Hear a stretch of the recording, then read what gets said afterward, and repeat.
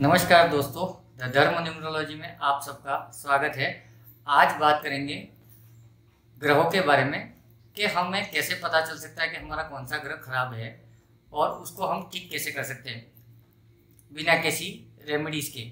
जैसे कुछ लोग स्टोन पहनते हैं, कुछ लोग अलग अलग तरह की पूजा पाठ करते हैं, लेकिन बिना इसके किए कोई और तरीका है क्या?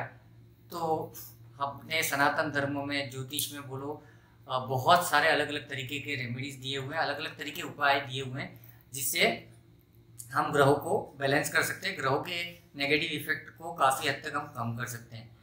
तो आज ये वीडियो में मैं कुछ 3 से 4 ग्रहों के बारे में आपको बताऊंगा, है ना, और बाकी के दूसरे वीडियो में हम देखेंगे। तो सबसे पहले वीडियो की आज बात करते हैं नंबर 1 न्यूमरोलॉजी में जो होता है, जिसको सूर्य भी कहा गया है।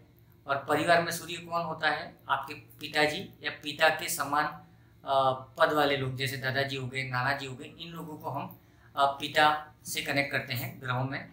तो आपको पता कैसे चलेगा, सबसे पहली बात, कि आपका सूर्य खराब है या सूर्य के आपकी लाइफ में नेगेटिव इफेक्ट आ रहे हैं? कैसे पता चलेगा? समझो आपको ज्योतिष नहीं आता है, आपको न्यूमरोलॉजी नहीं आता है, तो हम खुद कैसे पता कर सकते हैं?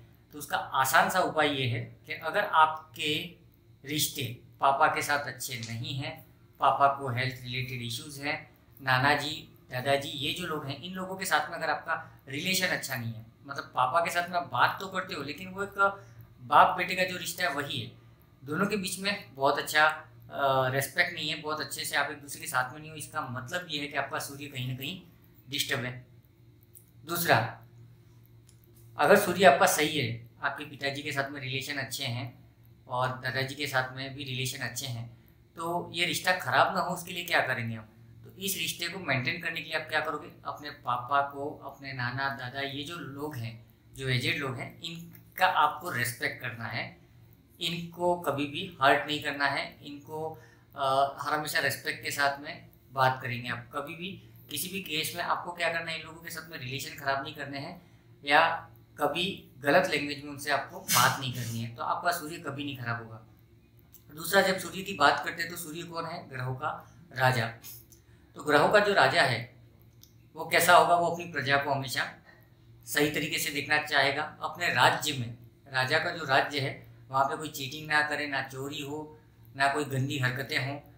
तो ग्रह जो सूर्य है, अगर उसको आपको खराब होने से बचाना है तो आप क्या करोगे? चोरी नहीं करोगे, किसी के साथ में चीटिंग नहीं करोगे, धोखाधड़ी हमको नहीं करनी है ना। ये सारी चीज़ें अगर आप बैलेंस करोगे तो कहीं ना कहीं सूर्य आपका बैलेंस हो जाएगा। ठीक है दोस्तों, अगली बात करते हैं चंद्रमा की। चंद्रमा को नंबर 2 दिया गया है न्यूमरोलॉजी में। नंबर 2 मतलब चंद्रमा है।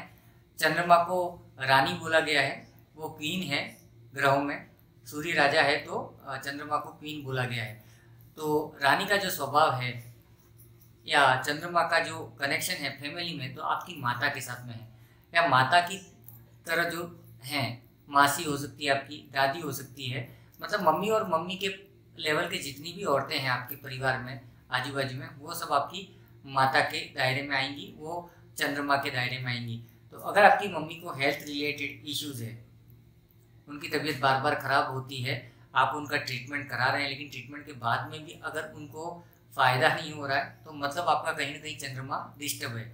दूसरा क्या होगा? आपका मन जो है, मन विचलित होता रहेगा, आप ड्यूलेटी में रहोगे हमेशा कि मैं ये करूं या वो करूं, ये करना है वो करना है।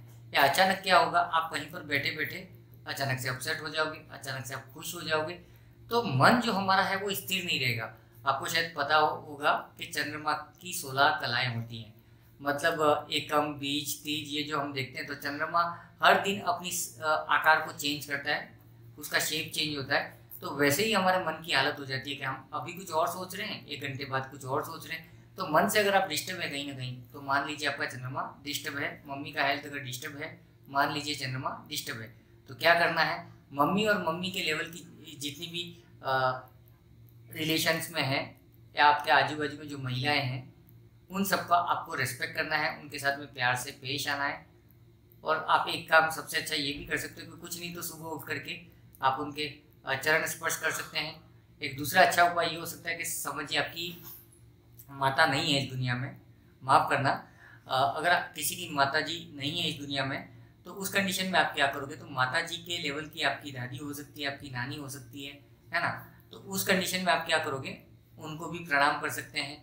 या ये भी हो सकता है कि आप कहीं कमाने के लिए बाहर हैं और हमारी माता है वो गाँव में है, तो उस कंडीशन में क्या करोगे, 1-2 दिन में अपनी मम्मी से आप ज़रूर बात कर लीजिएगा। और बात करने के अंदर सबसे पहले आप क्या बोलेंगे, मम्मी चरण स्पर्श कर रहा हूँ, आशीर्वाद रखना तेरा, मम्मी तेरे पैर छू रहा हूँ यहाँ बैठ करके, तेरा आशीर्वाद रखना हमेशा साथ में, इतना बोल दीजिए आप। तो मम्मी के अंदर से ब्लेस निकलेगा आपके लिए, एक आशीर्वाद। माँ ममता होती है, तो और माँ हमेशा अपने बच्चों को लेकर के बहुत पॉजिटिव होती है। तो अगर मम्मी का आप रेस्पेक्ट करना शुरू कर दोगे तो इससे धीरे धीरे आपका चंद्रमा बैलेंस हो जाएगा। और वापस सूर्य पे आता हूँ, सूर्य का एक उपाय आपको बता देता हूँ। अगर कुछ लोग मैंने देखा है कई बार कि वो अपने पापा के साथ में उनका हारमोनी अच्छा नहीं है, मतलब पापा के साथ में तालमेल अच्छा नहीं है, तो उस कंडीशन में एकदम बढ़िया सा उपाय है जो सेम डे आपको रिजल्ट देगा। क्या करिए, आप सुबह उठ करके नहा धो करके सूर्य को जब अपन अर्घ्य देते हैं, तो जो आप अर्घ्य दे रहे हो उसमें कुछ मत करिए, 2 चम्मच शक्कर डाल दीजिए, पानी को मीठा कर दीजिए और फिर वो सूर्य को अर्घ्य दीजिए। आपने सूर्य को अर्घ्य दिया, कैसा अर्घ्य दिया, मीठा अर्घ्य दिया, मतलब हम सूर्य से प्रार्थना कर रहे हैं कि हे सूर्यदेव आप थोड़े शांत हो जाइए, मीठे हो जाइए।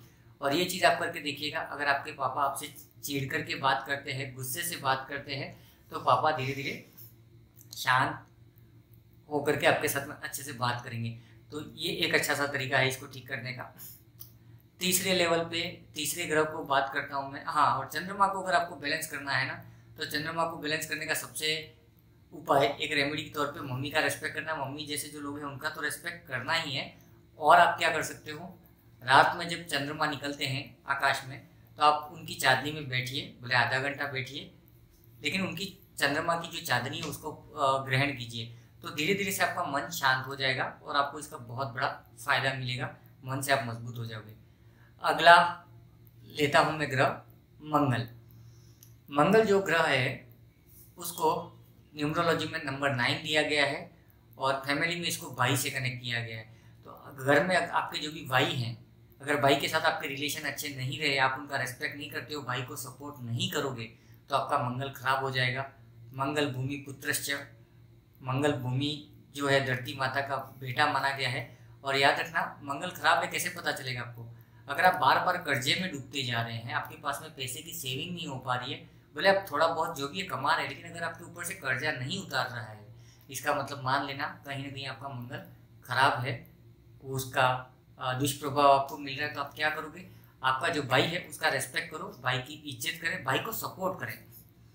अभी आप में से कुछ लोग ऐसे भी हो सकते हैं जिनका भाई ना हो, तो अंकल का लड़का हो सकता है ना, दादाजी का लड़का हो सकता है। तो आपके कुटुंब में भी अगर कोई भाई जैसा है जिसको आप भाई बोलते हैं, तो उसका आप रेस्पेक्ट करिए, उसको आप हेल्प करिए, आप देखिए जगह पे मंगल ठीक हो जाएगा।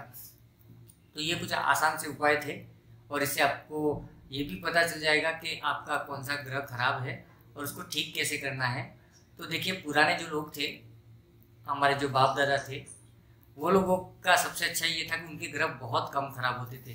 कारण क्या था, वो ज़िद्दी थे, वो बहुत ही इगोस्टिक तो नहीं थे, लेकिन उनका आत्मसम्मान भी होता था। लेकिन वो लोग क्या करते थे, परिवार और कुटुंब, एक तो वो जॉइंट फैमिली में सारा परिवार मेंटेन करते थे। दूसरा क्या फ़ायदा था कि जब जॉइंट फैमिली है आप सबके साथ में, तो क्या होगा, सबको एक दूसरे के साथ रेस्पेक्ट करना है, सब एक दूसरे के काम में भी आ रहे हैं, सब मिलके चल रहे हैं। तो जाने अनजाने में इन लोगों ने अपनी सारी रेमेडीज कर ली थी। आपने देखा होगा हमारे जो दादाजी थे या नाना जी थे, वो क्या करते थे, साल में 2 से 3 बार अपनी जो बहनें होती थी, अपने जो भांजे होते थे, इन सबको बुला करके खाना खिलाते थे या कपड़े उनको देते थे, गिफ्ट में कुछ न कुछ चीज़ें दिया करते थे। तो इससे क्या हो रहा था, कहीं ना कहीं कोई ना कोई ग्रह उनका बैलेंस हुआ जा रहा था, है ना। तो दोस्तों, थोड़ी सी अपनी लाइफ स्टाइल में चेंजेस लाना, थोड़े से अपने विचारों में, अपने व्यवहार में परिवर्तन लाना, तो आपकी ज़िंदगी में बहुत सारे चेंजेस आ जाएंगे और बहुत सारे ग्रह स्वतः ही ठीक हो जाएंगे। तो ठीक है दोस्तों, इसी तरीके से आप हमारे साथ बने रहिएगा हमारे धर्म न्यूमरोलॉजी में। अगर आपको किसी भी टाइप की न्यूमरोलॉजिकल वास्तु रिलेटेड अगर कोई भी आपके पास में क्वेश्चंस हैं, तो आप हमसे संपर्क कर सकते हैं। हम लोग फ्री ऑफ कॉस्ट में पर डे काफ़ी लोगों को हेल्प करते हैं, डे टू डे हम लोग बात करते हैं, उनको उपाय भी बताते हैं और जिनसे लोगों को फ़ायदा भी हो रहा है। तो मैं आपसे रिक्वेस्ट करूँगा कि आप भी हमसे जुड़िए और आपके आसपास में अगर कोई है जो तकलीफ में है तो उनको भी हमारे साथ जोड़ना। हम सब मिल करके लोगों की हेल्प करके शायद उनकी ज़िंदगी में कुछ बदलाव ला पाएँ, ये हमारा एक लक्ष्य लेकर के चले हैं। तो शुक्रिया दोस्तों, हम सबके हमारे साथ बने रहने के लिए। धन्यवाद दोस्तों।